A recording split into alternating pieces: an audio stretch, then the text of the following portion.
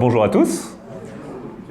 Merci d'être là parce que, comme j'en discutais juste avant, il y a des super confs à côté, donc même moi, justement, j'ai hésité à aller voir une autre conf en même temps. Merci d'être là aussi en fin de journée, et pendant qu'on est dans les merci, eh bien, on va dire merci aux sponsors, sans qui nous ne serions pas là. Je vais commencer par me présenter. Donc, je m'appelle Thibaut Courtoison, je suis récemment directeur technique d'une nouvelle start-up qui s'est créée. Je suis aussi enseignant et speaker de temps en temps. Vous pouvez me trouver sur Twitter, mais aussi sur Blue Sky, parce que j'essaye de me désintoxiquer de Twitter. On va commencer. Qui ici connaît le kintsugi? Il y en a quelques-uns, c'est super. Pour ceux qui ne connaissent pas, il s'agit d'un art ancestral japonais de réparation de céramique et porcelaine à l'aide de lacs saupoudrés d'or. En tant que philosophie, le kintsugi, ça va traiter de la casse et de la réparation comme faisant partie de l'histoire d'un objet, plutôt que comme quelque chose à déguiser. Et dans la période d'apparition du kintsugi, au XVe siècle au Japon, les collectionneurs, ils adoraient tellement le rendu qu'ils cassaient eux-mêmes leurs objets pour les faire réparer au kintsugi. Au fil des années, le kintsugi, ça a évolué et ça s'est mêlé à l'art contemporain. On peut notamment citer les œuvres de Jan Voorman, qui utilise des Legos pour réparer des murs dans le paysage urbain, mais aussi les œuvres de Rachel Sussman, je ne suis pas sûr de bien prononcer, qui utilise la laque d'or pour réparer le bitume. Et donc le kintsugi peut s'éloigner de son schéma originel pour s'adapter à un nouveau support. Un nouveau support, et pourquoi pas le web. Parce qu'on va pouvoir se poser une question. Est-ce que nos applications web sont parfaites? Non. Parce qu'on va avoir des bugs, on va avoir des problèmes de compatibilité, on va avoir des problèmes de taille de responsive, etc. Mais est-ce qu'elles ont besoin d'être parfaites? Non. Elles ont besoin d'être résilientes, de fonctionner quoi qu'il arrive. Elles peuvent être cassées et fonctionnelles. Cassées et belles, telle une céramique réparée au kintsugi.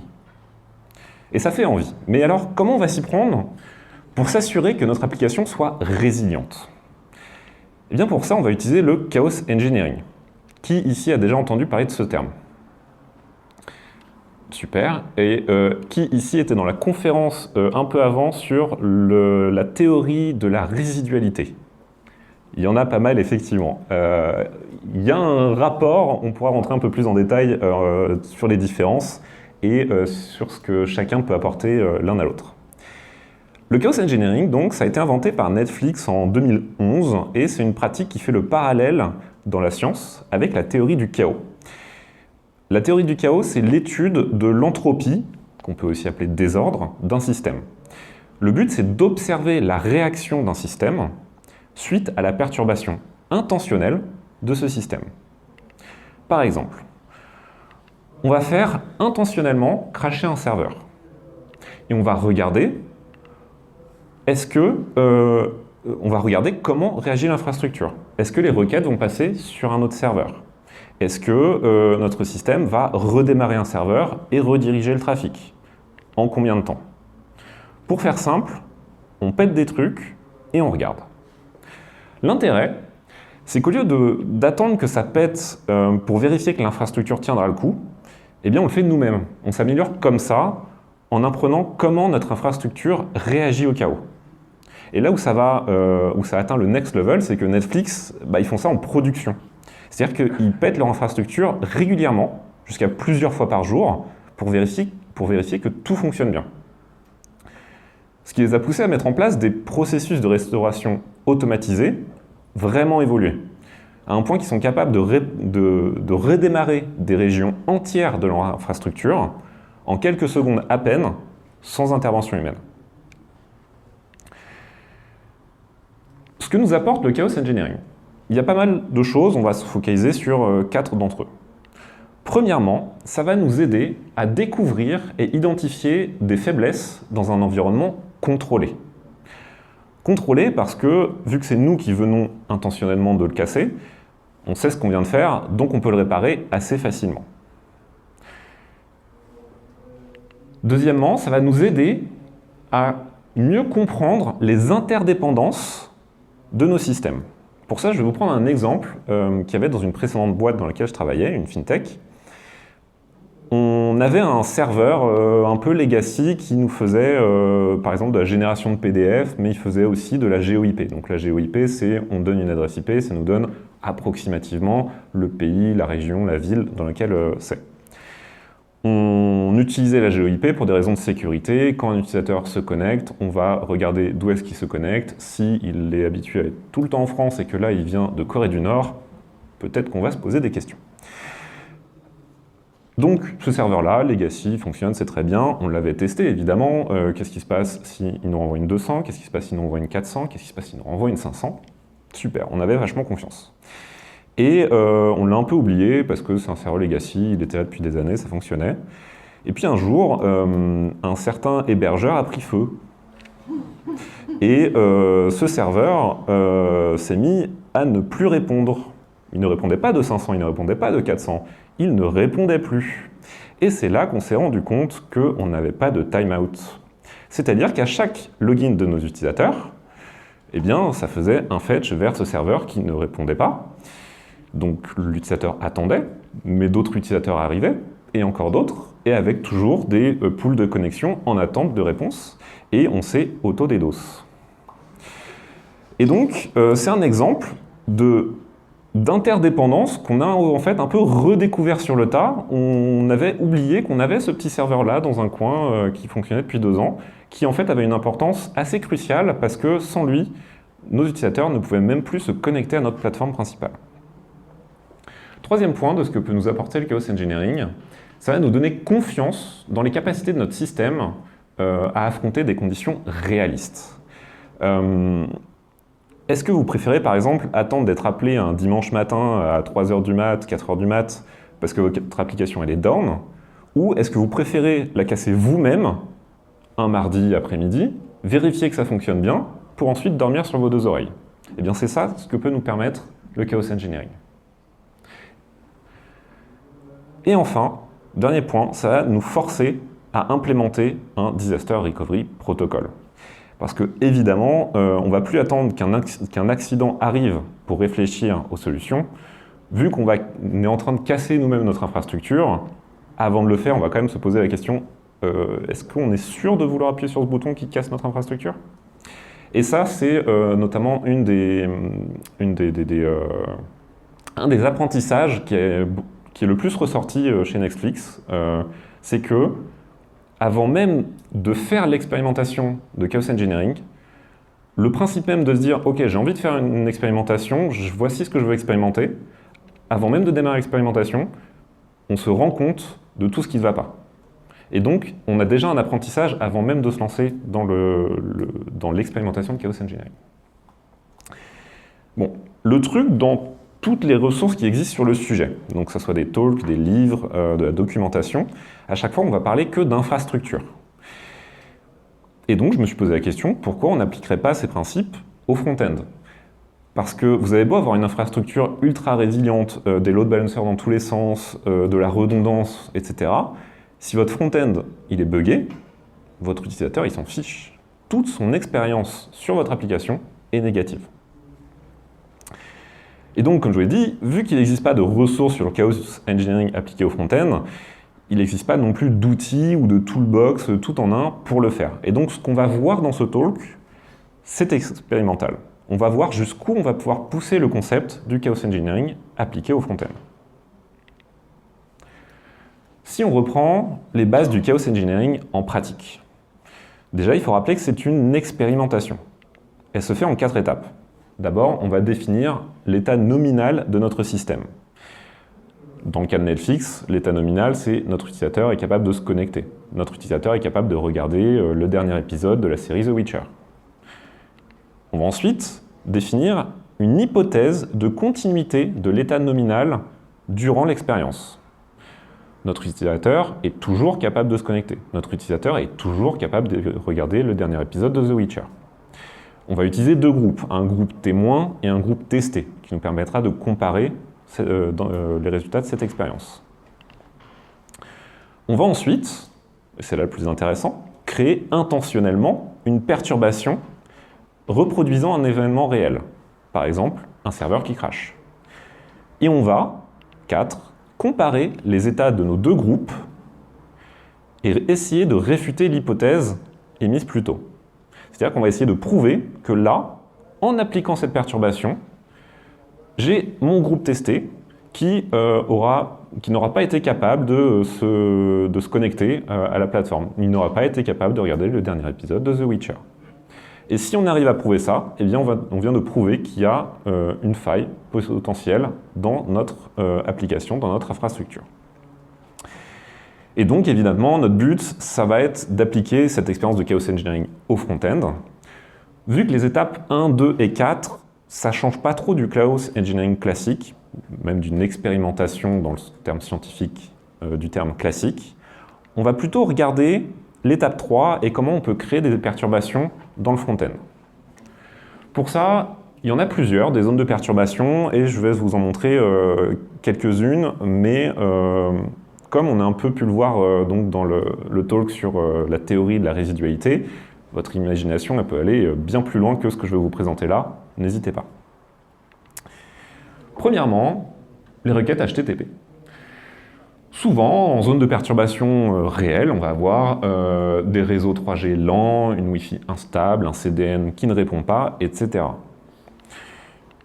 Donc ça va se voir dans le monde réel par des requêtes HTTP très lentes, voire même pas de réponse du tout. Et on va voir d'ailleurs une démo de ce que ça peut faire quand on a ce genre de perturbation. Alors, j'imagine que vous connaissez un peu donc, toutes les SPA classiques où en fait si on ne cherche pas le JavaScript ou le CSS, genre plus rien ne fonctionne. Et je vais vous montrer plutôt un exemple de quand ça marche bien. Et pour ça, alors évidemment avec le micro c'est pas pratique, mais on va le faire. On va aller voir GitHub. On a GitHub ici qui fonctionne très bien. On peut se balader, donc ici c'est le repository de React, mais on a envie de voir qu'est-ce qui se passe dans les networks. Alors, inspecter network, ici. Et si je rafraîchis, on va se rendre compte de plusieurs choses. On va se rendre compte que GitHub, tous leurs assets, JavaScript, CSS, etc., se trouvent sur un CDN qui s'appelle github.githubassets.com. Qu'est-ce qui se passe si ce CDN flambe? Plus exactement, qu'est-ce qui se passe s'il est unresponsive pour une raison ou une autre? On va pouvoir tester ça assez facilement sur Chrome. Je peux faire un clic droit et je vais faire block request domain. Et maintenant, si je rafraîchis, on a GitHub. On va se rendre compte de deux choses. Premièrement, c'est très moche. Mais deuxièmement, et c'est ça le plus intéressant, c'est que ça fonctionne.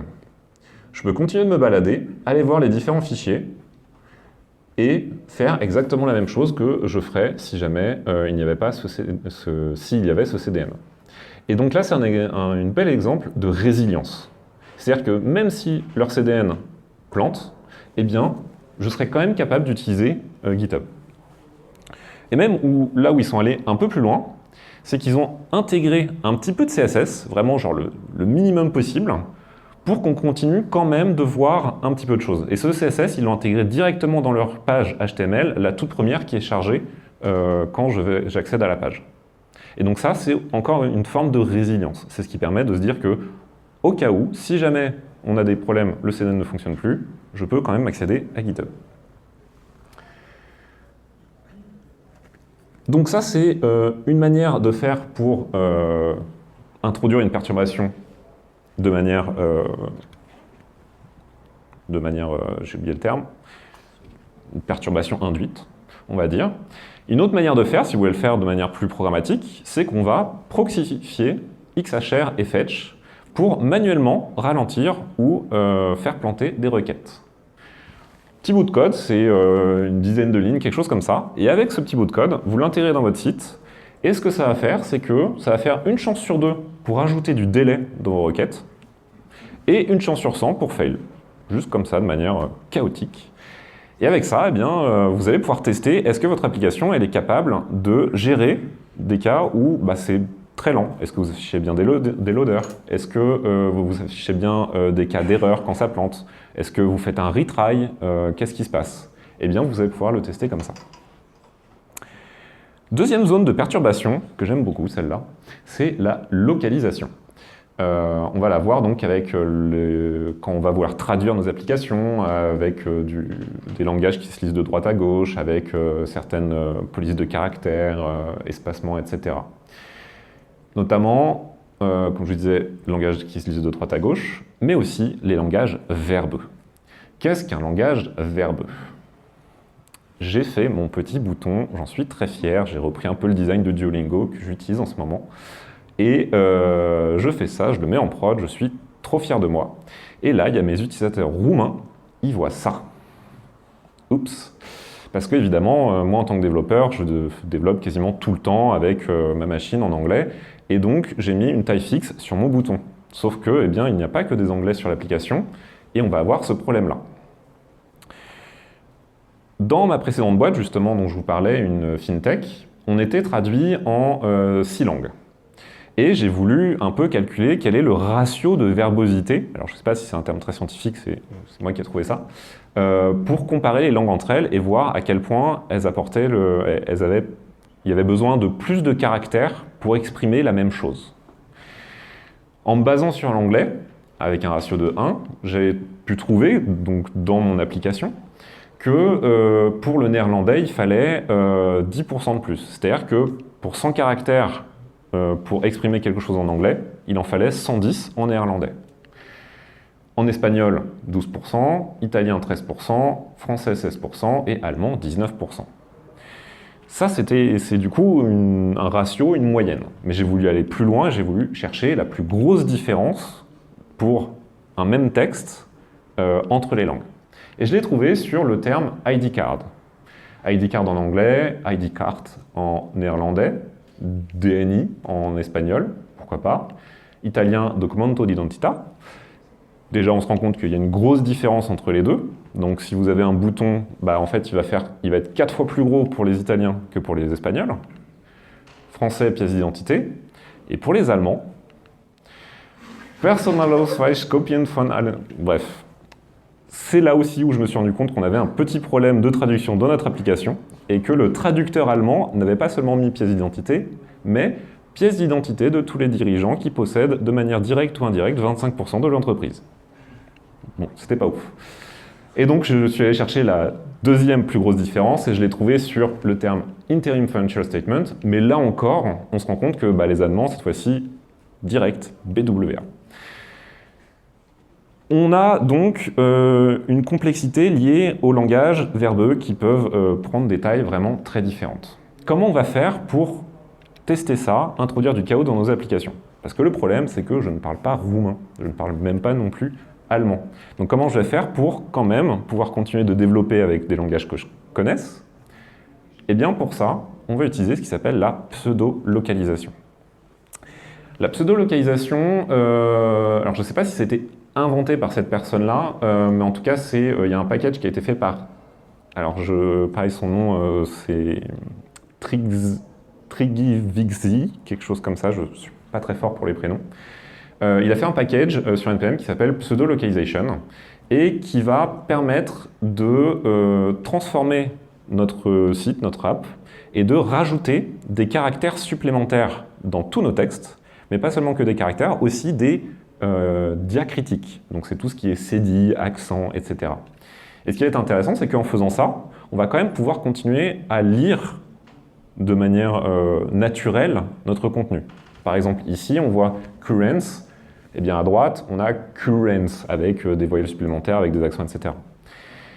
Mais vu qu'on a plus de caractères, vu qu'on a des cédilles, etc., on va pouvoir voir si tout fonctionne bien. Et je vais encore vous faire une petite démo.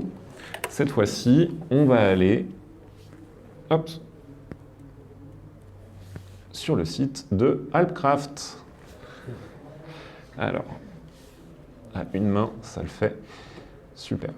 Donc, ce qu'on va faire, c'est que je vais, je me suis auto-hébergé le petit script pseudo-localization sur mon site perso et je vais l'inclure ici dans le site pour maintenant pouvoir faire pseudo-localization.start. Et voilà à quoi ça ressemble.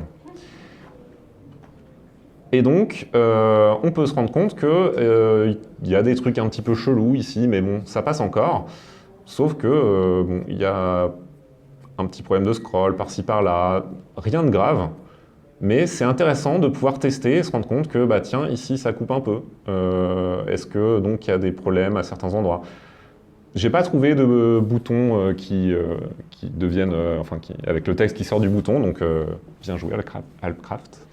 Mais donc c'est intéressant justement de se rendre compte qu'on peut maintenant tester, tout en restant en français, est-ce que notre application est capable de gérer du texte beaucoup plus long que prévu.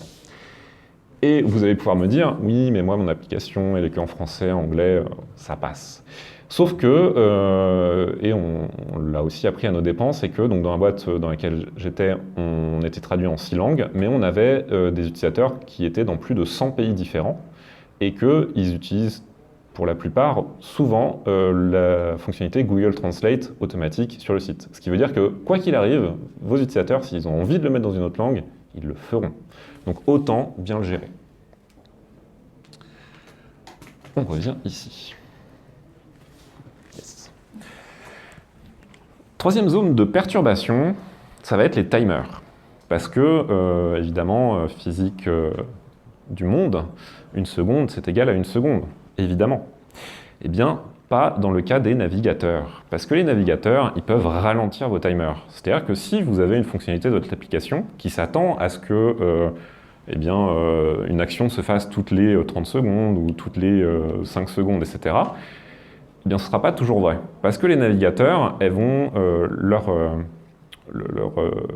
des besoins de performance, de consommation mémoire, etc.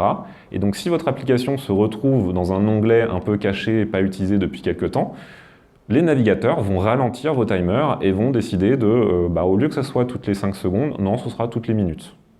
Et donc, il y a parfois certaines applications, alors c'est un cas un peu plus rare, mais certaines applications où il va y avoir un fonctionnement critique qui va être cassé par le simple fait de ne pas avoir l'application ouverte sur l'onglet principal. Pour tester ça, on peut faire de la même manière que pour les requêtes HTTP. On va un petit peu proxifier set timeout, cet intervalle, et on va rajouter du chaos. Une chance sur deux pour rajouter entre moins 500 et 500 millisecondes. Et avec ça, on va vérifier est-ce que notre application a des processus de resynchronisation avec le temps réel. Petite quatrième zone de perturbation, l'historique. J'imagine que vous avez déclaré vos impôts récemment. C'était, je crois, il y a une semaine la date limite. Si vous ne l'avez pas fait, c'est un peu tard. Même dans le même genre de formulaire d'impôt, il y a des formulaires un peu sur des sites officiels de l'administration, etc., qui sont parfois des formulaires très longs à remplir, parce que forcément, il faut retrouver toute la paperasse. Et si jamais vous avez l'erreur de revenir en arrière sur la page précédente, eh bien, vous perdez toutes vos données. Eh bien, on va pouvoir aussi introduire du chaos là-dedans. Donc là, le cas d'usage classique, c'est l'utilisateur qui revient sur la page précédente alors qu'il était en train de faire une action importante.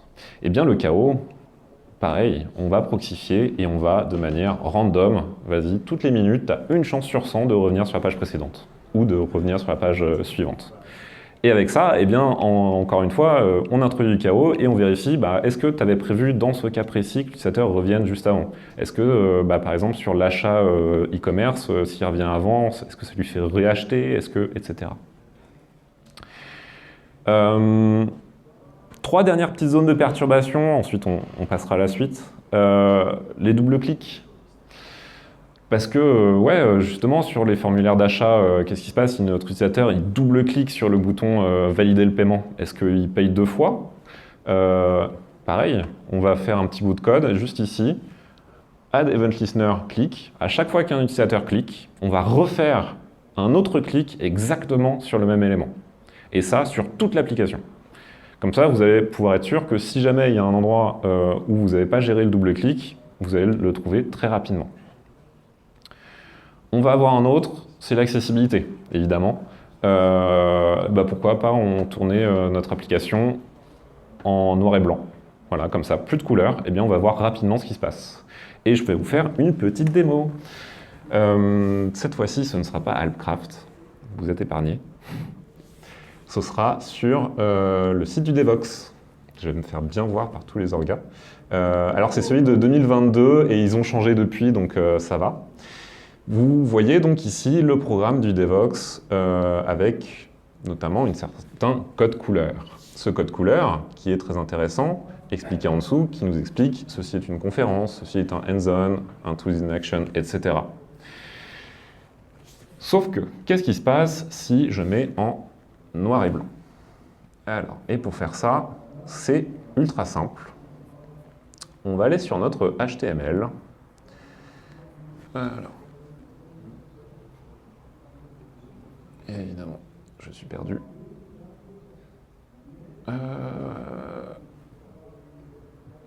C'est pété ici. Ah. Pourquoi ça fonctionne pas? Le petit effet démo.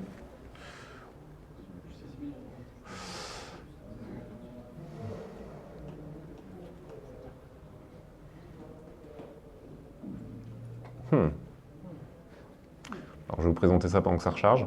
En fait, ce qu'on peut faire, c'est ajouter une ligne de CSS sur notre HTML et de faire filter grayscale 100%.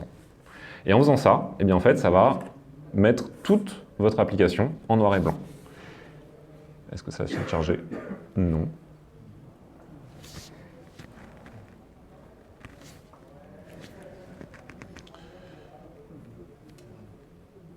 Ok. Vous devrez me faire confiance là-dessus.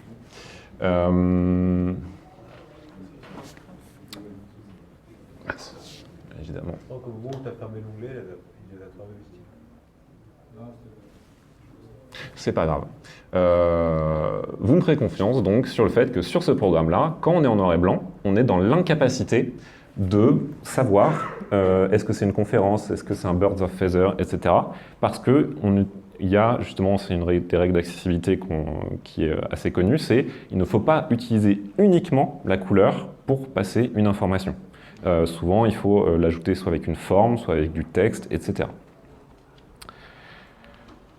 Dernière zone de perturbation, c'est les viewports, car allons jusqu'au bout, et pourquoi on ne forcerait pas nos utilisateurs, même sur ordinateur, à voir le format tablette ou même le format mobile.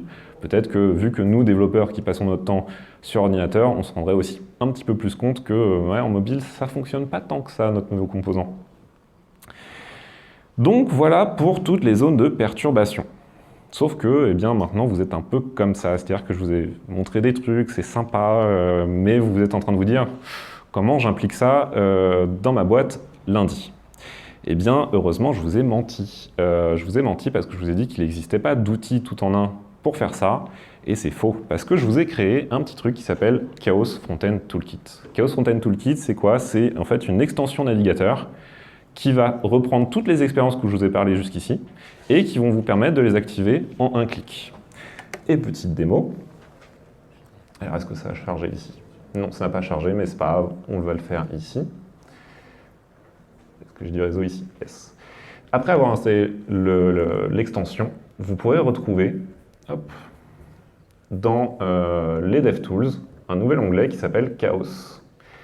Et cet onglet-là, il a donc toutes les expérimentations que je vous ai parlé jusqu'ici, et notamment la pseudo-localisation. Et en un clic, je peux rajouter ça.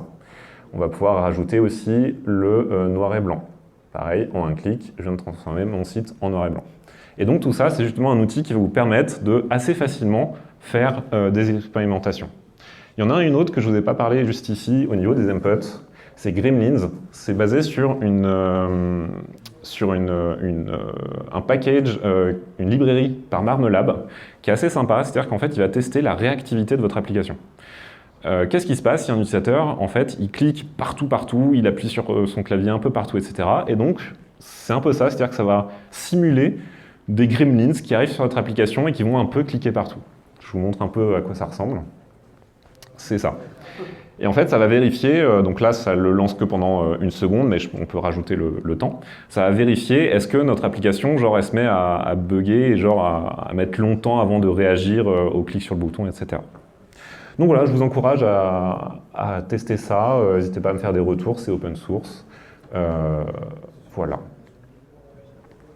Et donc, maintenant, je vous vois comme ça. Vous êtes prêts à tout péter.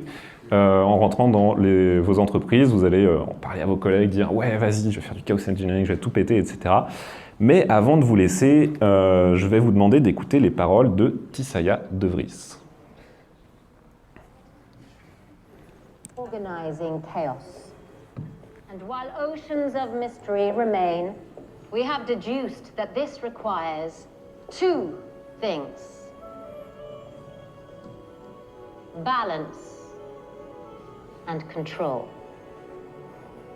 Without them, chaos will kill you. Et effectivement, comme Tisaya De Vries le dit très bien, la magie consiste à organiser le chaos. Ça demande deux choses. Balance and control. Sans ça, le chaos vous tuera. Tout d'abord, le contrôle. Il ne faut pas oublier que le chaos engineering, c'est une méthode d'expérimentation. Il faut mettre en place des délimitations à cette expérience sur un système donné et un temps donné, en respectant les 4 étapes. État nominal, hypothèse, perturbation, comparaison. Et enfin, balance.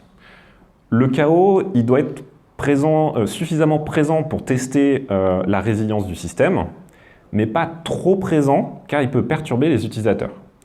Et on arrive là à ce qui, je pense, est la limite du chaos engineering appliqué au front-end. Dans les expériences de chaos engineering menées par Netflix en production, les perturbations sont quasi invisibles aux utilisateurs, car tout se passe en back dans leur infrastructure. Mais en front, l'utilisateur il sera forcément impacté par les perturbations que j'ai citées plus tôt. Je pense donc qu'il est impossible de le mettre en place en production. Dans le meilleur des cas, ça peut être appliqué aux environnements de test et de staging.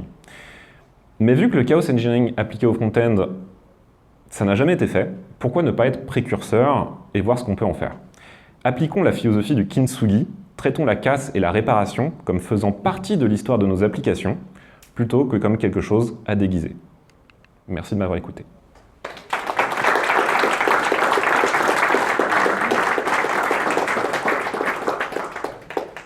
Et il y a du temps pour les questions.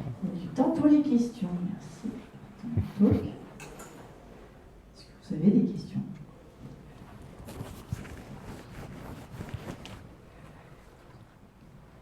Est-ce que tu as la connaissance d'outils qui permettraient d'automatiser la détection des erreurs vis-à-vis du chaos? Parce que là, on a l'outil pour automatiser le bordel. Est-ce qu'il y a un outil qui dit est-ce que mon site a tenu face à ça ou pas? Je sais pas, tu pourrais permettre des détections manuelles de je lance l'outil.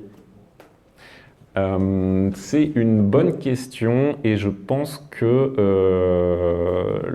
en fait, la réponse est non, mais pour une bonne raison. Comme je l'évoquais, le chaos engineering, c'est vraiment une expérimentation. Et une expérimentation qui va te permettre de tester ce que tu n'as pas prévu. Sauf que si tu mets en place des tests ou du monitoring, tu vas souvent le mettre sur ce que tu prévois. Et donc, en fait, justement, l'intérêt du chaos engineering, c'est que tu vas non pas vérifier un bon fonctionnement, tu vas plutôt casser des trucs et juste voir « Ah tiens, oui, si j'avais pas prévu ça, il est arrivé ça ». Et en plus de ça, comme je te disais, c'est une expérimentation, il faut que ça soit dans un temps limité, en fait. Ça sert à rien de garder une expérimentation sur un temps long, parce qu'en fait, on va pas vraiment observer qu'est-ce qu'il se passe. Donc pour moi, en fait, il faut pas avoir d'automatisation du chaos engineering. C'est plus à la limite pas mal d'outils qui vont t'aider à faire ces expérimentations et en récolter le résultat, mais pas automatisé en tant que tel.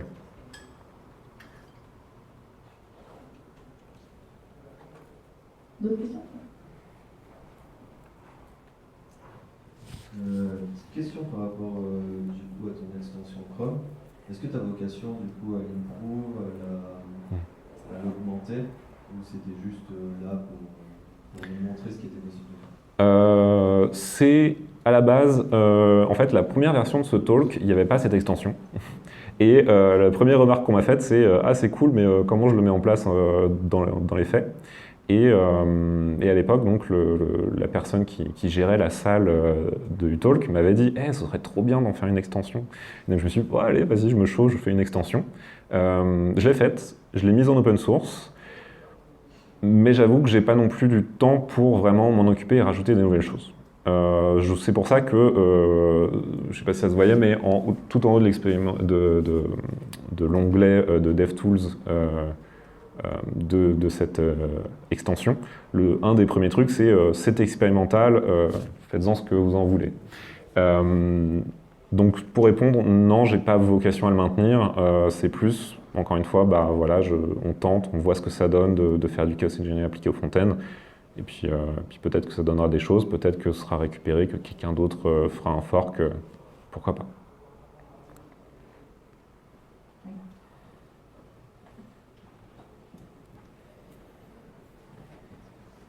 Du coup, pour rebondir avec l'un des talks qu'on a eu sur la résidualité, là du coup le chaos il s'applique sur quelque chose d'existant. Comment on peut essayer d'anticiper quand on crée un nouveau front-end par exemple, en essayant de soumettre dès le début pendant l'architecture du front à toutes ces potentielles perturbations qu'on pourrait avoir, sachant qu'on n'a rien d'existant encore à ce moment-là? C'est une bonne question et je pense que c'est une bonne transition pour comparer justement à la théorie de la résidualité. Pour être honnête, c'est la première fois que j'entendais parler de la théorie de la résidualité, donc ça va être un peu de l'impro. Mon avis, c'est que la théorie de la résidualité, c'est conceptuel. C'est-à-dire que c'est vraiment, pendant la réflexion sur notre architecture logicielle, on va, de manière conceptuelle, se dire « ouais, qu'est-ce qui se passe si, etc. » Le chaos engineering, c'est pas conceptuel.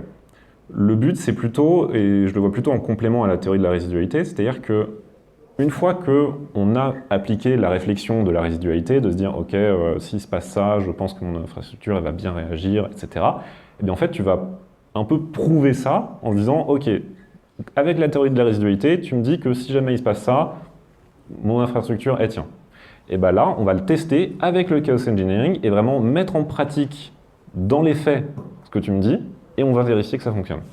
Donc c'est en là où je vois vraiment le côté complémentaire ou peut-être que le chaos engineering c'est le côté pratique du concept de la théorie de la résidualité. Voilà.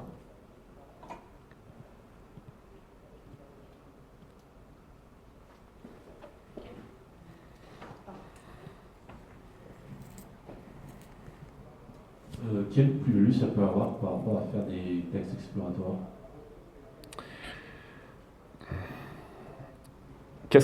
Alors, pour pouvoir répondre à cette question, comment tu définirais les tests exploratoires, vu que tout le monde n'a pas forcément la même définition? Pour moi, test explo, c'est plutôt le côté, tu montres ton application à un tiers, et qui va, on ne donne aucune indication, et il va essayer, cliquer partout, faire des trucs que tu n'aurais pas pensé intuitivement, et donc peut-être changer des trucs dans IHM, que sais-je.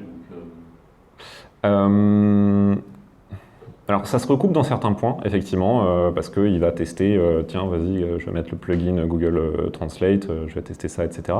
Mais il y a des choses où ça peut aller plus loin. Par exemple, en fait, il y a un biais avec le test exploratoire, c'est que l'utilisateur, son but, c'est quand même d'utiliser ton outil. Donc, ok, il va peut-être mal l'utiliser parce qu'il ne comprend pas tout, parce que c'est la première fois qu'il l'a entre les mains, parce qu'il peut avoir certains biais à lui. Mais il va rester dans un certain champ, et peut-être justement pour reprendre la théorie de la résidualité, il va rester quand même dans une certaine trame parce qu'il essaye de faire une certaine action sur ton outil. Alors que là, la théorie du chaos, c'est vraiment genre ça sort de là, c'est-à-dire qu'on va faire exprès de casser des choses. Et donc, peut-être qu'il y a certaines choses qui vont se recouper, mais en fait, là, tu vas vraiment aller plus loin dans certains points, à mon avis. Je me permets, je pense qu'effectivement, oui, il y a une intersection certainement entre les deux. Mais dans ce que tu as présenté, on a typiquement tous les cas d'erreurs réseau, d'infrastructure, que là, les tests exploratoires n'iront pas dessus. Mais je pense que ça reste intéressant, les tests exploratoires, pour l'intelligibilité de ton interface. Bien sûr. Que là où tu l'auras pas sur, effectivement, Bien sûr. Sur les tests en mode chaos. De toute façon, tout est complémentaire. C'est ça. On a les deux se complètent. Oui.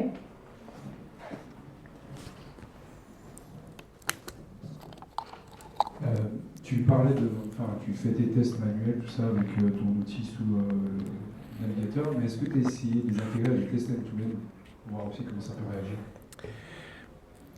De la même manière que j'ai répondu à la première question, je pense que c'est pas faisable et que ça n'a pas vocation à être faisable. Par exemple, pour l'accessibilité, comment ton test end-to-end peut vraiment se rendre compte que si tu vois pas les couleurs, tu vas pas comprendre une certaine chose?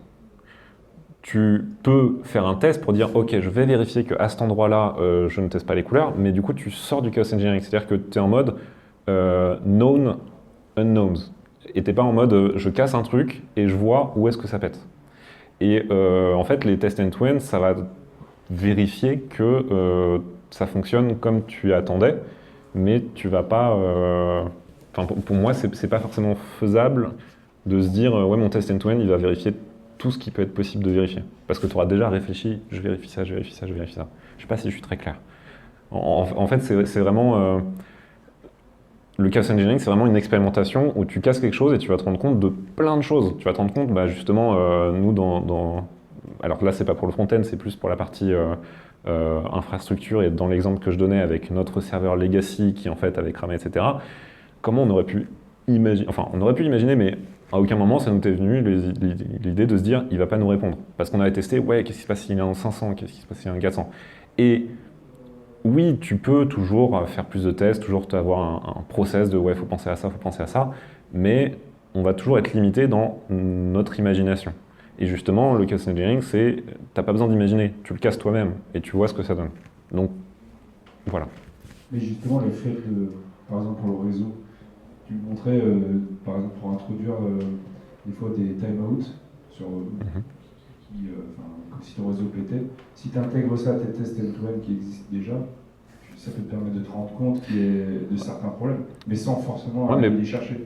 Par exemple, est-ce que tu aurais testé dans ton test end-to-end, ah ouais, en fait, ça fail 10 fois d'affilée, tu vois, et en fait, à la 11e fois, ça va revenir. Enfin, il peut y avoir plein de combinaisons de choses qui peuvent arriver que ton imagination va pas forcément penser et donc le mettre en place dans les tests end-to-end. Et justement, c'est là où c'est complémentaire, c'est-à-dire que tu vas faire des tests KO et tu vas te rendre compte de « Ah ouais, il y a une combinaison de facteurs qui fait que là, il y a un problème ». Tu viens de le découvrir, tu as réussi ton test, ton chaos engineering, et maintenant tu récupères cette connaissance pour le mettre dans ton test end-to-end pour s'assurer que ça n'arrive plus. Et c'est plus dans ce sens-là en fait que je vois les choses.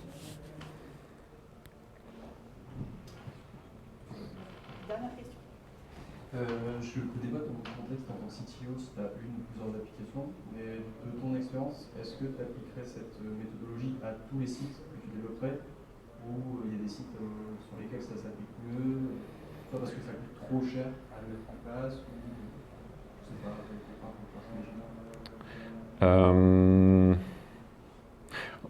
Ouais, en fait, forcément, le chaos engineering va t'aider à prouver la résilience de ton système. Certains systèmes ont des besoins de résilience plus importants que d'autres. Du coup, si tu es sur, par exemple, un petit outil interne, genre s'il est pété 3 jours par semaine, en vrai, c'est pas grave. Ouais, ça vaut pas forcément la peine de le faire, sauf si tu te rends compte que ça pose des problèmes, évidemment, en interne, ça ralentit tes équipes. Alors qu'à côté de ça, et c'est justement dans mon ancienne boîte chez October, où on avait une application présente à l'international, avec des utilisateurs dans 100 pays, c'était du B2C, etc. Là, ça devenait un peu plus important de s'assurer de la résilience de l'application. Et en plus de ça, je pense que si on le voit vraiment sous le prisme de l'expérimentation, tu fais ce que tu veux. C'est-à-dire que soit tu le fais une fois par an en mode hackathon avec quelques collègues, tiens, on va tester, on va avoir de la connaissance. Soit tu veux un peu ritualiser les choses, tu dis, ok, bah, à chaque release de sprint, je tente des choses. Tu mets le curseur où tu veux. Et ben, merci beaucoup à tous. Merci.